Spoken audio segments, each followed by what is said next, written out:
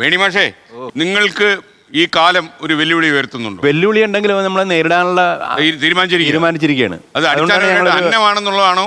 ഒരു band form ചെയ്ത് അതിൻ്റെ അകത്ത് പ്രത്യേക രീതിയിലാണ് നമ്മുടെ സംസ്കാരത്തെ അധിഷ്ഠിതമായിട്ടുള്ള എന്നാൽ നവീന രീതിയിലുള്ള കാര്യങ്ങളാണ് എല്ലാം ചെയ്തുകൊണ്ടിരിക്കുന്നത്.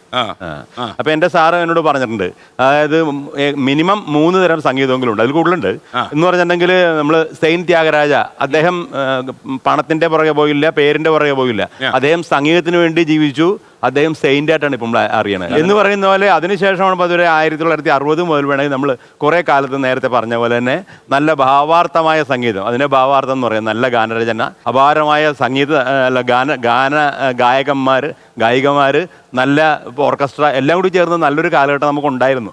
ഇപ്പോഴുള്ള സംഗീതം എന്തായാലും നേരത്തെ മുതലുണ്ട് ഒരു അർത്ഥാർത്ഥ സംഗീതം എന്ന് പറയുന്നത്.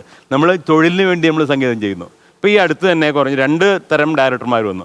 ഈ അടുത്ത് ഞങ്ങൾ ഇറങ്ങാൻ പോകുന്നൊരു പടം വടക്കൻ വേരോട്ടം, അതിൻ്റെ ഡയറക്ടർ പറഞ്ഞത് ഞങ്ങൾക്ക് രാഗാധിഷ്ഠിത സംഗീതം വേണം, നല്ല മെലഡി വേണം, നല്ല ഓർക്കസ്ട്ര വേണം, പക്ഷെ നല്ല സൗണ്ടിങ് ആയിരിക്കണം, നല്ല ക്വാളിറ്റി വേണം, പുതുമയാർന്ന സംഗീതം ആയിരിക്കണം. അപ്പം നമുക്ക് വളരെ സന്തോഷമായി. പക്ഷെ വേറൊരു ഡയറക്ടർ വന്നതിനൊരു 3 പാട്ടുണ്ട്.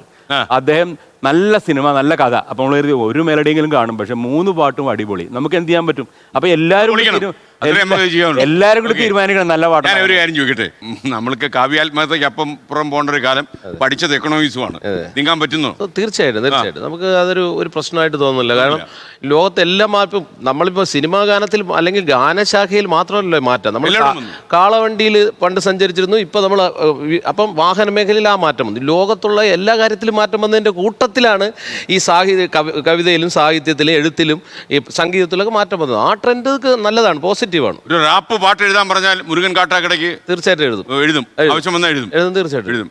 ഇപ്പൊ ഈ നമുക്കിപ്പോ ഈ നമ്മളെ പയ്യൻ അദ്ദേഹത്തിന്റെ പാട്ടുകൾ ഗംഭീരമായ വരികൾ അതിനകത്തുണ്ട്. നമ്മളിതിന്റെ ബഹളത്തിനിടയിൽ ശ്രദ്ധിക്കാതെ പോകുന്ന എത്രയോ വരികൾ. ലോകത്തെവിടെയായാലും ഏത് സമയത്തും 24 വാർത്തകളും ഓഗ്മെന്റഡ് റിയാലിറ്റി പാക്കേജുകളും എക്സ്പ്ലെയിനറുകളും വിശദമായി കാണാൻ ഞങ്ങളുടെ യൂട്യൂബ് ചാനൽ നിങ്ങൾക്ക് സബ്സ്ക്രൈബ് ചെയ്യാം.